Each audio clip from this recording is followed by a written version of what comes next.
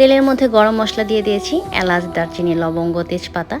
একটু ভেজে নিয়ে বেশি করে পেঁয়াজ কুচি দিয়েছি। তারপর দিয়েছি আদা বাটা, রসুন বাটা। হাঁসের মাংসে মশলা যত বেশি হয় টেস্টটা ততই বেশি ভালো আসে।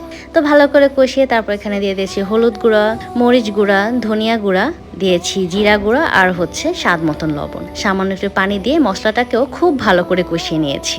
এখন হাঁসের মাংসটা ততক্ষণ পর্যন্ত কষাবো যতক্ষণ পর্যন্ত এর ভেতরের পানিটা বের হয়ে আবার সেটা শুকিয়ে না যাচ্ছে। তো এভাবে হাঁসের মাংসটা কষানো হয়ে গেলে এখানে আমি দিয়েছি তো নারকেলের দুধটা দিয়েও একটু কষিয়েছি। তারপর এখানে সেদ্ধ হওয়ার জন্য আমি এখানে দিয়ে দিয়েছি পরিমাণ মতন পানি। আর হাঁসের ভেতরে যে ডিমটা ছিল সেটাও কিন্তু দিয়ে দিয়েছি।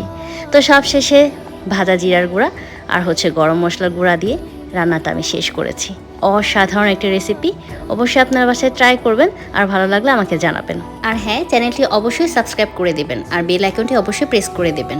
ভালো থাকবেন সবাই। আসসালামু আলাইকুম।